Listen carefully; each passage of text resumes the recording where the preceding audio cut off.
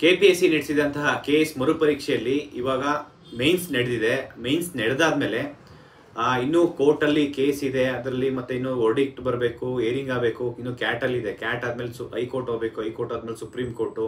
ಇದೆಲ್ಲ ಕನ್ನಡ ಅಭ್ಯರ್ಥಿಗಳಿಗೆ ಅನ್ಯಾಯ ಆಗಿದೆ. ಮತ್ತೆ ಕೋರ್ಟು ಕೂಡ ಒಪ್ಕೊಂಡಿದೆ ಕನ್ನಡ ಅಭ್ಯರ್ಥಿ ಕನ್ನಡ ಟ್ರಾನ್ಸ್ಲೇಷನ್ ಎರರ್ ಇದೆ ಅಂತ ಹೇಳಿ. ಅದರಲ್ಲಿ ಕೆಪಿಎಸ್ಸಿ ನಡೆಸಿದಂತಹ ಒಂದು ಮೇನ್ಸ್ ಪರೀಕ್ಷೆ ಆದಮೇಲೆ ಮಧ್ಯವರ್ತಿಗಳ ಹಾವಳಿ ಹೆಚ್ಚಾಗಿದೆ. ಎಕ್ಸಾಂಪಲ್ ಹೇಳೋದಾದ್ರೆ, ಯಾರೆಲ್ಲ ಮೇನ್ಸ್ ಬರ್ದಿದ್ದಾರೆ ಅವ್ರನ್ನ ಕಾಂಟ್ಯಾಕ್ಟ್ ಮಾಡಿ 20 ಲಕ್ಷ ಕೊಡಿ, 30 ಲಕ್ಷ ಕೊಡಿ, ನಮಗೆ KPSCಲಿ ಎಲ್ಲರೂ ಗೊತ್ತಿದ್ದಾರೆ. ಅಂದರೆ KPSC ಮೆಂಬರ್ಸ್ ಇನ್ಕ್ಲೂಡಿಂಗ್ ಮೆಂಬರ್ಸಿಂದ ಎಲ್ಲರೂ ದೊಡ್ಡ ದೊಡ್ಡ ವ್ಯಕ್ತಿಗಳು ಯಾರಿದ್ದಾರೆ KPSC ಎಲ್ಲರೂ ನಮಗೆ ಗೊತ್ತಿದ್ದಾರೆ. ನಿಮಗೆ ಒಂದು ಪೋಸ್ಟ್ ಕೊಡ್ತೀವಿ, 1 ಕೋಟಿ 2 ಕೋಟಿ, ಫಸ್ಟ್ ನಮಗೆ 20 ಲಕ್ಷ ಕೊಡಿ, 30 ಲಕ್ಷ ಕೊಡಿ ಅಡ್ವಾನ್ಸ್ ಆಗಿ. ಇದು ಎಲ್ಲೆಲ್ಲಿ ಅಂತಂದರೆ ವಿಧಾನಸೌಧದಲ್ಲಿ, LH ಬಿಲ್ಡಿಂಗಲ್ಲಿ ಮತ್ತು KPSC ಒಳಗಡೆ ನಡೀತಾ ಇರೋಂಥ ಒಂದು ವಿಚಾರನ ನನಗೆ ಮುಟ್ಟಿಸ್ತಾ ಇದ್ದಾರೆ. ಈ ವಿಚಾರದಲ್ಲಿ ನಮಗೇನಾದರೂ ಒಂದು ಸ್ವಲ್ಪ ಮಾಹಿತಿ ಅಂದರೆ ಸಾಕಷ್ಟು ಮಾಹಿತಿ ಕಲೆಕ್ಟ್ ಮಾಡ್ತಾ ಇದ್ದೀವಿ.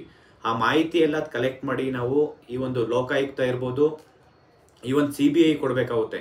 ವಿದ್ಯಾರ್ಥಿಗಳಲ್ಲಿ ನಾನು ಕೇಳ್ಕೊಳೋದೇನಪ್ಪ ಅಂತಂದರೆ, ಯಾವುದೇ ಮಿಡಲ್ ಮ್ಯಾನ್ ವ್ಯಕ್ತಿಗಳಿಗೆ ನೀವು ದುಡ್ಡು ಕೊಟ್ಟು ನೀವು ಜಾಬ್ ತೊಗೊಬೇಕು ಅಂತಂದರೆ, ಇವರು ಮಿಡಲ್ ಮ್ಯಾನ್ ಯಾವ ಥರ ಇರ್ತಾರೆ ಅಂತಂದರೆ, ನಿಮ್ಮ ಹತ್ರ ಸುಮಾರು 10-20 ಜನದ ಹತ್ರ, ಫಾರ್ ಎಕ್ಸಾಂಪಲ್ ಹೇಳೋದಾದ್ರೆ 10 ಜನ ಹತ್ರ ದುಡ್ಡು ತೊಗೊಳ್ತಾರೆ.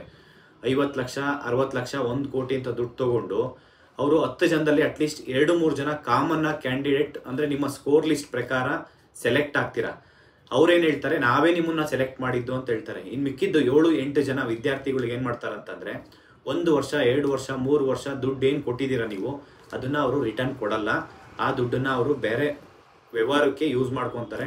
ನಿಮಗೆ ವಾಪಸ್ ದುಡ್ಡು ತುಂಬ ಪ್ರೆಸರ್ ಮಾಡಿದ್ರೆ ಅದರಲ್ಲಿ ಅರ್ಧ ದುಡ್ಡು ವಾಪಸ್ ಕೊಡ್ತಾರೆ. ಯಾವಾಗ 2-3 ವರ್ಷ 4 ವರ್ಷ ನೀವು ಈ ಕಡೆ ಜಾಬು ಕಳ್ಕೊಂಡ್ರಿ, ಈ ಕಡೆ ದುಡ್ಡು ಕಳ್ಕೊಂಡ್ರಿ. ಇನ್ನೊಂದು ವಿಚಾರ ಏನಪ್ಪ ಅಂತಂದರೆ, KPSCಲಿ ಯಾವುದೇ ಸಿಬ್ಬಂದಿ ಇರ್ಬೋದು, ನೀವೇನಾದರೂ ಭ್ರಷ್ಟಾಚಾರವಾಗಿ ಏನಾದರೂ ನೀವು ವಿದ್ಯಾರ್ಥಿಗಳಿಗೆ ಏನಾದರೂ ಜಾಬ್ ಮಾರ್ಕೊಂಡ್ರೆ, ಇಲ್ಲಿ ಪ್ರಾಮಾಣಿಕವಾಗಿ ಓದ್ತಾ ಇರೋದು ಲಕ್ಷಾಂತರ ವಿದ್ಯಾರ್ಥಿಗಳಿದ್ದಾರೆ. ಅವರಿಗೆ ನೀವು ಅನ್ಯಾಯ ಮಾಡ್ತೀರಾ, ನೀವಂತೂ ಗ್ಯಾರಂಟಿ ಉದ್ಧಾರ ಆಗಲ್ಲ. ಪ್ಲಸ್ ಏನಾದರೂ ಒಂದು ನಮಗೆ ಮಾಹಿತಿ ಕಲೆಕ್ಟ್ ಮಾಡ್ತಾ ಇದ್ದೀವಿ, ನೀವೇನಾದರೂ ನಿಮ್ಮ ವಿರುದ್ಧ ನಾವು ಕಂಪ್ಲೇಂಟ್ ಕೊಟ್ಟು ನಿಮಗೆ CBI ಎನ್ಕ್ವೈರಿ ಆಗಬೇಕಾಗುತ್ತೆ. ಆ ರೀತಿ ಮಾಡಬೇಕಾಗುತ್ತೆ. ನೀವು ನಾಟ್ ಓನ್ಲಿ KS ಒಂದೇ ಅಂತಲ್ಲ, KS ಇರ್ಬೋದು, PDO ಇರ್ಬೋದು, ಮೋಟರ್ ವೆಹಿಕಲ್ ಇನ್ಸ್ಪೆಕ್ಟರ್ ಇರ್ಬೋದು. 3 ವಿಚಾರವಾಗೂ ನಾನು ಹೇಳ್ತಾ ಇದ್ದೀನಿ. ಮೋಟರ್ ವೆಹಿಕಲ್ ಇನ್ಸ್ಪೆಕ್ಟರ್ ನಮ್ಮ ಕೆಲವೊಬ್ರು ಸ್ಟೂಡೆಂಟ್ಸ್ ಹೇಳ್ತಾ ಇದ್ದಾರೆ ಸುಮಾರು 1 ಕೋಟಿ ದುಡ್ಡು ಕೊಡ್ಬೇಕಾ ಅಂತ ಹೇಳ್ತಿದ್ದಾರೆ. ನೀವೇನು ಮನಸ್ಟ್ರಿದ್ದೀರಾ ಏನಿದ್ದೀರಾ? ನಿಮ್ಮನ್ನಲ್ಲಿ ಇಟ್ಟಿರೋದು ಪ್ರಾಮಾಣಿಕವಾಗಿ ನೀವೊಂದು ಕಮಿಷನ್ ಅಂತ ಏನಿಕ್ಕಿದೆ, KPSC ಸಿಬ್ಬಂದಿ ಯಾಕಿದ್ದೀರಾ ಅಂತ ಗೊತ್ತಾಗ್ತಾ ಇಲ್ಲ. ನೀವು ಎಕ್ಸಾಮ್ಸ್ ಕಂಡಕ್ಟ್ ಮಾಡೋದಷ್ಟೇ ನಿಮ್ಮ ರೋಲು, KPSC ರೋಲು. ಅದು ಬಿಟ್ಟು ನೀವು ಭ್ರಷ್ಟಾಚಾರ ಮಾಡೋ ರೋಲ್ ಅಲ್ಲ ಇರೋದು. ಸರ್ಕಾರಕ್ಕೂ ಅಷ್ಟೇ, ಕೆಲವೊಂದು MLA ಮಿನಿಸ್ಟರ್ಸ್ ಇರ್ಬೋದು, ಮಧ್ಯವರ್ತಿಗಳಿರ್ಬೋದು, ಯಾರೇ ಇದ್ರೂ ದಯವಿಟ್ಟು ಈ ಕೂಡಲೇ ನೀವು ಭ್ರಷ್ಟಾಚಾರ ಮಾಡ್ತಾ ಇರೋದನ್ನ ನೀವು ಕೈ ಬಿಡಬೇಕಾಗುತ್ತೆ. ಇಲ್ಲ ಅಂತಂದರೆ ನಿಮ್ಮ ವಿರುದ್ಧ ನಾವು ಎಲ್ಲ ವಿದ್ಯಾರ್ಥಿಗಳು ನಮಗೆ ಒಂದು ಸಣ್ಣ ಮಾಹಿತಿ ಅಂದರೆ ಆಲ್ರೆಡಿ ಸ್ವಲ್ಪ ಮಾಹಿತಿ ಕಲೆಕ್ಟ್ ಮಾಡ್ತಾ ಇದ್ದೀವಿ, ಅದನ್ನು ನಾವು ಇಟ್ಕೊಂಡು ನಿಮ್ಮ ವಿರುದ್ಧ ನಾವು CBI ಎನ್ಕ್ವೈರಿ ಕೊಡಬೇಕಾಗುತ್ತೆ. ನಾವು ಕೋರ್ಟು ಕಚೇರಿ ಅಂತ ಹೋಗ್ಬೇಕಾಗುತ್ತೆ. ದಯವಿಟ್ಟು ಈ ಕೂಡಲೇ ನೀವು ಬೇರೆ ಈ ಹಿಂದೆ ಎಷ್ಟು ನೀವು ಭ್ರಷ್ಟಾಚಾರ ಮಾಡಿದ್ದೀರಾ ಅಂತ ಗೊತ್ತಿಲ್ಲ, ಬಟ್ ಆದರೆ ಇನ್ನು ಮುಂದೆ ಆದರೂ ನೀವು ಎಚ್ಚೆತ್ಕೊಳ್ಳಿ. ನೀವು ಭ್ರಷ್ಟಾಚಾರಕ್ಕೆ ಒಳಗಾಗಬೇಡಿ.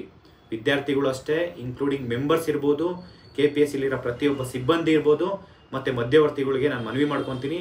ಇನ್ನು ಮುಂದೆ ಏನಾದರೂ ನೀವು ಭ್ರಷ್ಟಾಚಾರ ಏನಾದರೂ ಮಾಡಬೇಕಂತಂದರೆ ನಿಜವಾಗ್ಲೂ ನೀವು ಕಂಬಿ ಎಣಿಸ್ತೀರಾ. ಯಾಕೆಂದರೆ ಸರ್ಕಾರನೂ ಅಷ್ಟೇ ಇದಕ್ಕೆಲ್ಲ ನೀವು ಸಪೋರ್ಟ್ ಮಾಡಬಾರ್ದು ಅಂತ ನಾನು ಮನವಿ ಮಾಡ್ಕೊತೀನಿ. Thank you. ನಮಸ್ಕಾರ.